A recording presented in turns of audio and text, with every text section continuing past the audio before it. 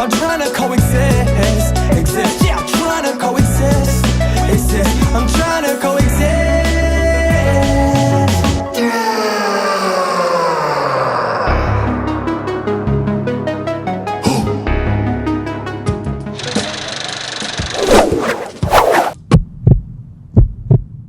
Bienvenidos al podcast del Gremio Ético. ¿De qué hablaremos hoy? De una persona completamente extraordinaria. Estamos hablando de Ana Pinzón, un líder que tuvo que dejar a su país para poder empezar de cero en los Estados Unidos. Lamentablemente fue víctima de la violencia doméstica, el cual le robó muchos años de su vida, sobreviviendo a los estragos no solamente del maltrato verbal, sino también físico y psicológico. Y llegó un momento en el cual ella pudo ver más allá del sufrimiento y pudo salir de las sombras que la imprisionaban en su hogar. Y por mucho tiempo, con miedo, tuvo el coraje y la valentía de decir no más. Y así fue que Ana Pinzón resurgió como el ave fénix y volvió a la universidad a estudiar, a conseguir su maestría en contabilidad, en el cual se hizo una profesional de alta gama, teniendo puestos muy altos en el sector público, una gran auditora y contadora.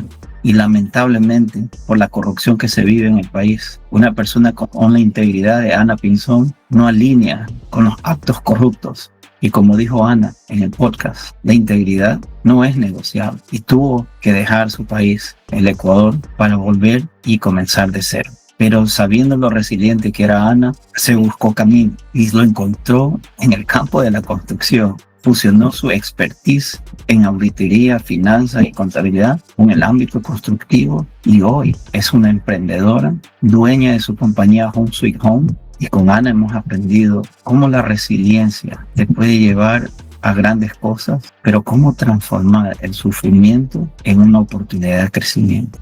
La valentía de Ana Pinzón y su historia de cómo resurgir de las cenizas. Vamos a empezar.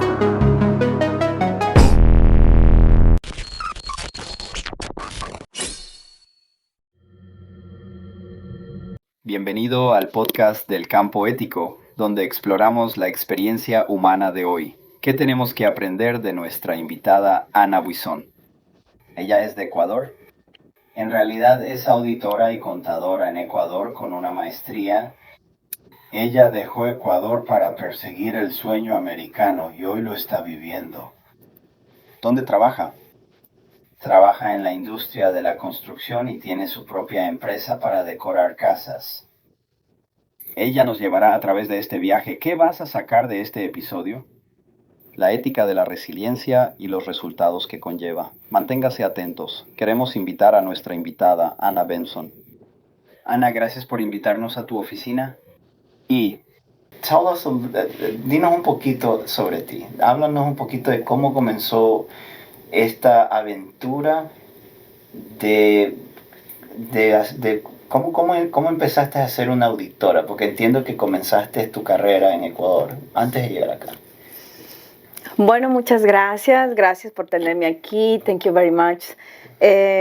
Para mí, siempre que yo converso mi historia es algo muy, muy extraordinario, ¿no? Me mueve muchísimo el corazón. ¿Cómo empecé yo a ser auditora? Primero, que soy hija de migrantes, ¿no? Mi madre vino acá a los Estados Unidos cuando yo tenía 18 años. Ella dejó el país. En el año 98, Ecuador pasó por un tema económico muy, muy malo. Fue la transformación del sucre a dólar. Entonces, muchas de las compañías cerraron. Ese punto de partida tuvo que mi madre tomarlo para salir del país por el bienestar de sus hijos, ¿no? En mi caso, yo ya tenía que ir a la universidad y lamentablemente no contábamos con los recursos económicos para poder solventar esos gastos. Entonces, recuerdo tan claramente un día que mi mami me dijo: hija, ¿te gustan esos zapatos? Porque obviamente nosotros no teníamos recursos económicos. Entonces yo le dije: sí, mami, me encantan. Eran unos bonitos zapatos que tenía una niña. Entonces me dijo: yo te voy a comprar un día esos zapatos. Entonces de ahí fue que ella más tarde me dijo: yo voy a irme y yo me quedaba viviendo con una tía, ¿no? Y recuerdo tan claramente una esquina que ella se despidió porque yo no podía irme a Quito.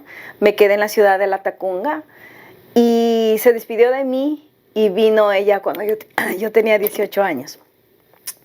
Entonces, en ese momento yo me puse en mi mente, ¿no? Yo dije, bueno, mi madre está haciendo un tremendo esfuerzo porque es eso, un esfuerzo de familia, ¿no? Yo empecé, bueno, todo el tiempo había sido una buena alumna, buena atleta desde la escuela, desde el colegio, me gradué con honores y todo eso. Y siempre estaba en mi mente ser una buena profesional, ¿no? Pero hubo un momento en el que yo tenía un poco de miedo porque no habían los recursos económicos para ser una profesional. Para esto mi madre ya vino para acá a los Estados Unidos, llegó después de 3 meses, 3 tristes meses en las que yo no sabía dónde estaba ella.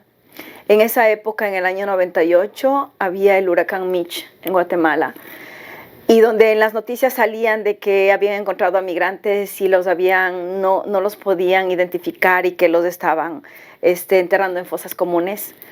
Y yo apenas tenía 18 años, ¿no? Entonces, como no sabía nada, en ese tiempo estuve yo esos 3 meses, que yo recuerdo tan claramente que fue en octubre que mi mami salió del país. Yo sin saber nada, yo ya justo entraba a la universidad. Pero en esa época la Universidad Técnica de Cotopaxi tomaba pruebas de ingreso. Estudié mucho, recuerdo que estudié mucho y saqué una de las mejores notas de admisión. Me admitieron con una beca. Antes de eso yo recuerdo tan claramente que me fui a decirles, miren, yo no tengo dinero para entrar a la universidad, pero yo quiero entrar a la universidad. Y recuerdo tan claramente que la persona de ahí, el trabajador social o el psicólogo creo que era, me dijo, pero tú con esa cara y cómo estás vestida, ¿cómo me puedes decir que no tienes dinero para entrar a la universidad? Desde ahí empecé como a cambiar mi mente, ¿no? Entonces yo dije, ¿cómo? O sea, ¿por qué a mí me juzgan por mi cara, por cómo yo estoy vestida? Si en efecto no tenía dinero, mi mami no estaba, no teníamos dinero, entonces en buena hora saqué una de las mejores notas, me admitieron con beca, no tuve que pagar absolutamente nada. Y desde ahí empezó mi carrera de contador auditor. No pagué nunca nada en la universidad, nunca, porque era la mejor atleta, era la mejor estudiante y siempre tenía algo en mi cabeza y en mi corazón de que yo tenía que estudiar, ¿no? Porque mi mami estaba haciendo un esfuerzo, trabajando para que yo tenga un futuro. Entonces así es como empezó mi vida, ¿no? Y me quedé sola a los 18 años y no solamente tuve que vivir ese tema de yo solita y mi familia. Lamentablemente no tuve una muy buena relación con la tía que yo me había quedado.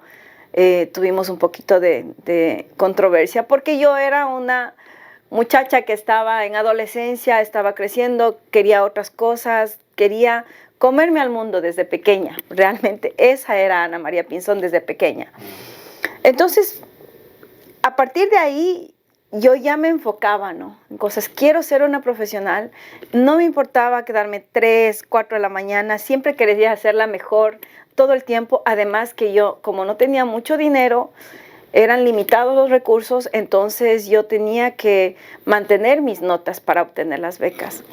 Entonces, sí, pasó el tiempo y de poco a poco, con el apoyo de mi mami siempre, todo el tiempo, que yo la vivo agradeciendo toda la vida y le agradeceré toda la vida.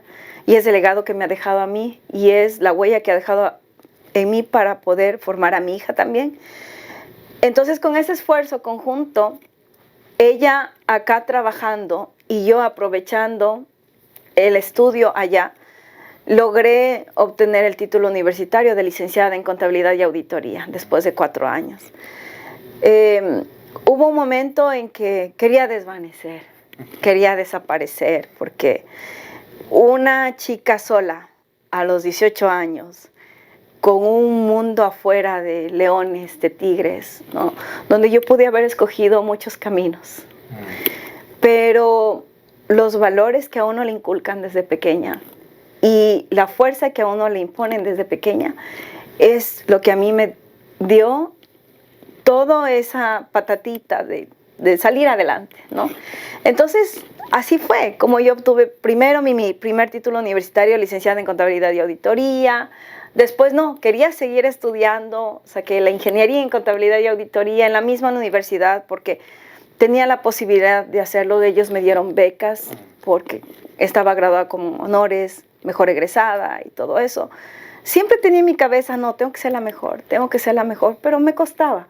Era bien difícil, a veces me peleaba con mis amigas, con mis compañeras, porque yo era la típica nerd, aunque ahora no parezco, pero era la típica nerd. No podemos fugarnos, porque yo tenía que hacer los deberes, porque tenía yo mucha responsabilidad en mis hombros de no defraudar a la persona, a mi madre, que era la que estaba acá, ¿no? Entonces, siempre con yo eso en mi cabeza. Después, bueno, me quedé estudiando un poco más. Seguí la maestría en contabilidad y auditoría, pero en ese proceso yo estuve embarazada con mi hija. Tengo una hermosa hija de 15 años ahora y estudié embarazada, ¿no? Entonces, pero para eso mi mami, ¿no? Ya vine acá a los Estados Unidos la primera vez. Recuerdo que me negaron la visa 2 veces para venir acá a los Estados Unidos.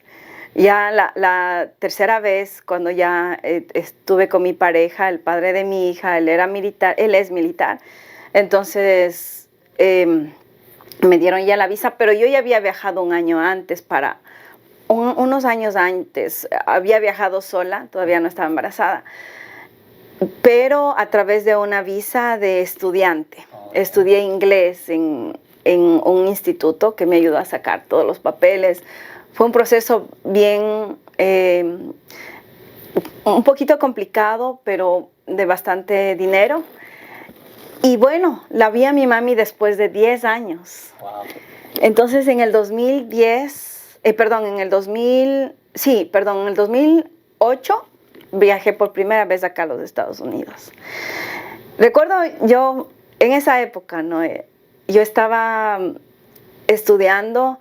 Mi mami me decía, quédate, hija, quédate, pero yo no sé, no era el momento, no tomé la decisión adecuada en ese momento y no me quedé aquí en los Estados Unidos porque decía, mami, no, yo quiero estudiar, quiero terminar de estudiar. Esa época estaba estudiando la maestría, quiero estudiar. Y bueno, me quedé. Nunca pensé en otro futuro. Y en esa época también estaba enamorada. ¿Qué es lo que generalmente pasa?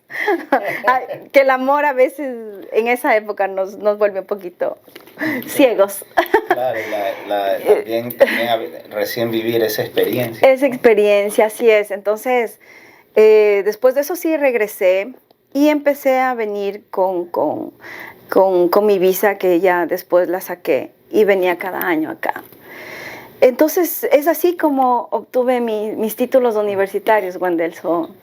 Me parece muy interesante. Le voy a explicar a Kevin un resumen de lo que dijiste. Yeah. Ella hablaba sobre obtener su maestría en contabilidad y convertirse en auditora, compartiendo su experiencia en el camino. Ella tuvo que pasar por todas estas tribulaciones, como usted sabe, desafortunadamente sin recursos, pero gracias a ella es muy disciplinada, pero también es la mejor estudiante de la academia. Ella logró obtener una beca y también es una destacada deportista con múltiples logros. Bueno, Kevin, no sé si tienes alguna inquietud o pregunta al respecto. Sí, yo sé que la contabilidad puede ser muy aburrida y la escuela en sí puede ser muy aburrida.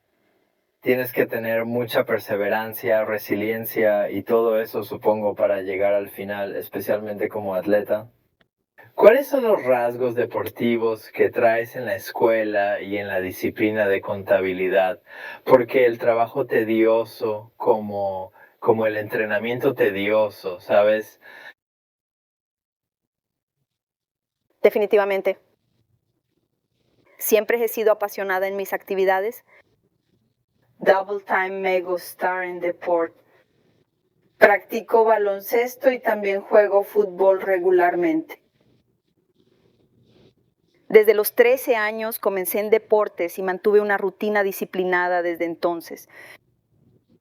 Durante la escuela me ayudó a convertirme en una persona altamente disciplinada y enfocada, incluso después de clases. Soy un niño muy pequeño. Estaba practicando tenis de mesa en ese momento, así que lo recuerdo. Así que tuve un gran maestro en ese tiempo. Tuve un maestro extraordinario que siempre confió en mí y me motivó a ganar en tenis de mesa. Me decía, estás aquí para ser la mejor, así que trabajemos en eso. Bueno, yo dije que está bien, vamos a hacerlo. Ver los partidos de tenis de mesa de PESIA Practical Total Rhythm todos los días a las 12:30 horas. Así que durante ese tiempo gané el campeonato de tenis de mesa en todas las escuelas de la provincia de Koto. Campeón de degustación. Sí. Fue muy lindo, pero también era atleta, hacía salto largo, hacía velocidad y hacía triatlón, que era toda una mezcla. Salto alto, también era muy chistoso porque yo era pequeñita, pero saltaba altísimo, entonces... He estado practicando incansablemente durante todo el tiempo y eso es completamente cierto con cada uno de estos diversos deportes. Cuando vino el campeonato de todas las escuelas, de todos los colegios, gané. Yo fui la campeona de salto alto en esa época. Por algunos años fui campeona de salto alto en esa época, de triatlón, hacia velocidad. Y era una excelente basquetbolista. Me encantaba el baloncesto. Entonces, cuando empezaba... Yo ahora que yo hago una remembranza de cómo ha sido mi vida en toda esa época, veo realmente que la disciplina que yo me impuse para mí mismo siempre la tuve desde pequeña. Porque recuerdo también alguna vez, tú debes acordarte, Yendel, tú eres ecuatoriano, habían las bandas de guerra, ¿no? En las escuelas. Entonces, cuando yo era pequeña, yo terminé ya la escuela, el elementary school. Cuando terminé la escuela, yo en la escuela tocaba la lira. No sé si sabes cuál es la lira. Sí. Entonces tocaba. Tocaba la lira. Entonces, cuando yo fui al colegio, yo quería seguir tocando la lira en el colegio, pero no tenían una lira para mí porque ya tenían toda su banda de guerra y yo recién entraba al colegio.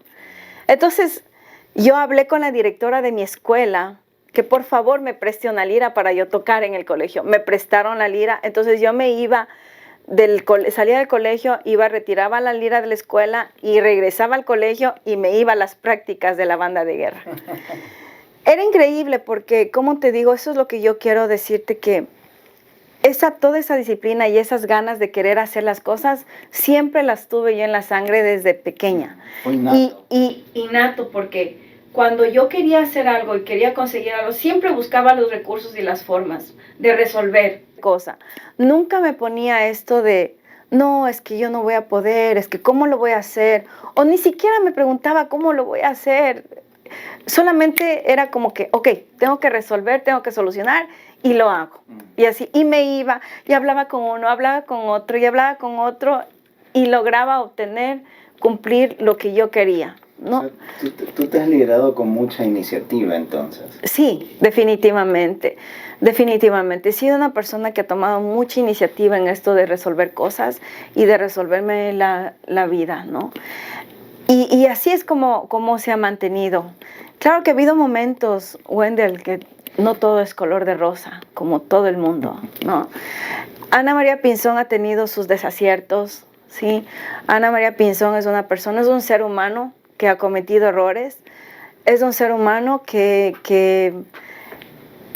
se ha mantenido triste, decepcionada a veces de uno mismo, de las cosas, pero aunque suena todo el tiempo, que yo siempre digo lo mismo, es como que me he caído, me limpié las rodillas y he seguido. ¿Por qué? Porque no he tenido más opciones. Bueno, podía haber tomado otras cosas, he tenido muchas oportunidades, tal vez de obtener una vida mejor, mucho más acomodada, casarme con alguien con dinero, que era muy fácil para mí haber escogido a alguien así de fácil. Pero no ha sido eso. Siempre me ha gustado expresar mis ganas de ser productiva toda la vida. ¿Por qué? Porque para mí esa es mi esencia. Producir, ser productiva, porque soy una de las personas que no espera que me den todo, sino soy una de las personas que confía mucho en un equipo, en ser equipo para cumplir algo, ¿no? Entonces, y eso es lo que me ha mantenido, y eso es lo que me mantiene aquí ahora. El mismo hecho de poder hacer mis cosas por mí mismo, el mismo hecho de poder decirle a mi hija, mira, tú puedes ser lo que tú quieres ser con tu propio esfuerzo, sin necesidad de que otra persona te diga todo lo que tienes que hacer, sino que por iniciativa mismo tú puedes hacerlo. Y yo me siento muy orgullosa con lo que está pasando ahora con mi hija también, porque tiene eso. Mira que ella tiene un plan de vida de lo que ella quiere hacer ahora. Entonces me da una impresión, al mismo tiempo me da orgullo, mucho orgullo. Al mismo tiempo veo ahí como una Anita chiquita diciéndome, mami, voy a hacer esto, voy a sacar los mejores grados, tengo que hacer un double, algo así, double major, todo, y quiero hacer esto. Y está estudiando holandés, se queda hasta las 11, 12 de la noche estudiando holandés. Yo le digo, Amy, ya, ándate a dormir. Y ella me dice, no, estoy estudiando. ¿Por qué? Porque está súper enfocada en que quiere estudiar en una universidad en Holanda, que quiere ser arquitecta. Y a mí eso me llena de mucha satisfacción, porque yo digo, bueno, uno deja las huellas, ¿no? Y tengo a alguien atrás mío que las está siguiendo, ¿no? Claro. Y eso es lo que me pone muy contenta, Wender. Sí. ¿Sabes, Ana? Algo que dijiste muy interesante fue sobre los errores, ¿no? Y en el error siempre está el mayor aprendizaje. Lógicamente, muchas preguntan, ¿y cuál es el error? Nosotros no estamos interesados en el error, porque hay cosas que son preguntas imprudentes. Yo quiero ser más prudente. ¿Cómo fue tu etapa de sanar durante esos errores cometidos? ¿Cómo sanaste? ¿Cómo pudiste desarrollar tu enseñanza de crear una autosuficiencia, especialmente en esos momentos donde parece que no hay una salida? Wender, una de las cosas más grandes que yo te puedo decir es que para mí esa etapa esa etapa de sanación fue muy difícil, porque no contaba con una mamá. Mi padre vivía lejos, mi hermano vivía lejos. Realmente me sentía sola, ¿no? Y el proceso de sanación en un momento de soledad es bien difícil, porque muchas de las veces puedes tomar una decisión que no es correcta. Y todas esas vivencias que yo la viví como mujer, fueron muy detonantes dentro de mí para darme esa valentía que yo tengo ahora. ¿Cómo sané esa parte? Es rodeándome de amigos. Porque quien estaba conmigo en esos momentos difíciles eran mis amigos en esa época. Yo vivía sola en la casa de mis padres allá, completamente sola. Sufrí golpes, sufrí patadas, no quiero decir víctima de violencia doméstica, porque muchas de las veces decir víctima no cabe, porque Fuiste un instrumento. Fui una persona que, mira, yo era una mujer de provincia, era una muchacha inocente, sí, yo puedo decir, sí, inocente, siempre creyendo en el amor, pensando de que esta persona va a cambiar y va a hacer las cosas bien y escuchando que va a cambiar y va a cambiar y va a cambiar. Y no, cuando después ya venía el golpe, ya venía la patada, ya venía el ojo negro. Y uno se queda ahí. Y cuando uno se queda con la persona que te hace daño, es el error más grande que uno... Pero uno no lo ve como un error. ¿Por qué? Porque uno vivió con eso, de pronto vio eso cuando estuvo en su infancia. Yo lo vi algo como normal. Pero después cuando vas creciendo y vas madurando te das cuenta de que eso definitivamente no es para ti. Y llega el momento en que tú pones un alto, cuando tú te llenas de valor, y eso es lo que a mí me ayudó. Cuando yo estuve rodeada de personas que me dieron paz, que me dieron calma y que me dijeron, no, ese no es el camino. Y tú no te mereces esto. Y tú tienes que salir de ahí. Y me ayudaron. Es ahí que este proceso de sanación vino a mí. Porque yo era una de las personas, y creo que aquí en la audiencia va a haber muchas personas, muchas mujeres que van a empatizar conmigo en esta situación. Que una mujer que está pasando estos momentos piensa de que es la única y que no hay salida, ¿no? Y que no quiere salir de ahí por miedo. Yo tenía miedo de que me maten. Esta persona me decía, te voy a matar, ¿no? Esta persona, de hecho, esta persona me disparó. Esta persona me tenía con un miedo increíble. Yo estaba con esta persona porque le tenía miedo. Entonces, al mismo tiempo, yo era una muchacha de 21 años, 23, 22 años, en el que era muy joven. Wendell, tener una persona y ahora uno se da cuenta de que a esa edad uno está creciendo mentalmente, madurando mentalmente, y que vengan este tipo de cosas a tu vida realmente es una explosión de desesperación, de no saber qué hacer, y te quedas ahí como un animalito herido, ahí a disposición de la persona que te ha herido. No puedes salir de ahí por ti, porque es bien difícil, porque es fácil decirle, ay no, ¿por qué no sales de ahí? Simplemente déjalo, bótalo, o no, en esa época es bien difícil. Yo no tenía familia, yo no tenía nadie, yo no quería decir al resto de las personas que estaba sufriendo eso dentro de mi casa. ¿Te daba vergüenza también? Me daba mucha vergüenza, por supuesto, porque nadie sabe lo que pasa dentro de tu casa, ¿no? Y nosotros vivimos en una sociedad allá en nuestro país donde es muy juzgadora, ¿no? Entonces, extremadamente juzgadora. Entonces, uno se aguanta, uno soporta, pero ya llegó un momento en el que dije, no, ya no puedo más. Tengo que salir de aquí, tengo que sanar. Y yo recuerdo, yo no sé si es que está viva la persona todavía, pero tenía un psicólogo que me decía, tú no te mereces eso, tú tienes que salir de ahí, tú tienes que ser fuerte. Y era el psicólogo, recuerdo esa época de mi ex esposo. Y me decía, Anita, no te quedes ahí, sal. Pero yo me preguntaba, ¿dónde voy a ir? ¿Qué voy a hacer? Sal. Claro. Bueno, después han pasado tantas cosas que simplemente me dieron esa fortaleza.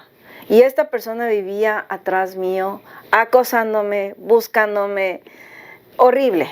No, pero es todo lo que tú tienes que hacerlo para poder tener paz después. Así que ya, decidí salir de ahí y seguir con todo esto. Recuerdo claramente que yo perdí un bebé en esa época, 2 bebés con él. Y yo tenía un vehículo, se iba a mi empresa donde yo trabajaba, y él quería el vehículo y me quitaba el conejo, no sé cómo se llama en inglés, y no podía manejar el carro, ¿no? O sea, era una lucha, ¿no? Una muchacha de 22 años, 23 años, peleando todo esto, ¿no? En esa época. ¿Y quién eran mis salvadores? Mis amigos, los que estaban alrededor, porque me rodeé de buenos amigos, de personas que me querían mucho y que la audiencia lo va a ver.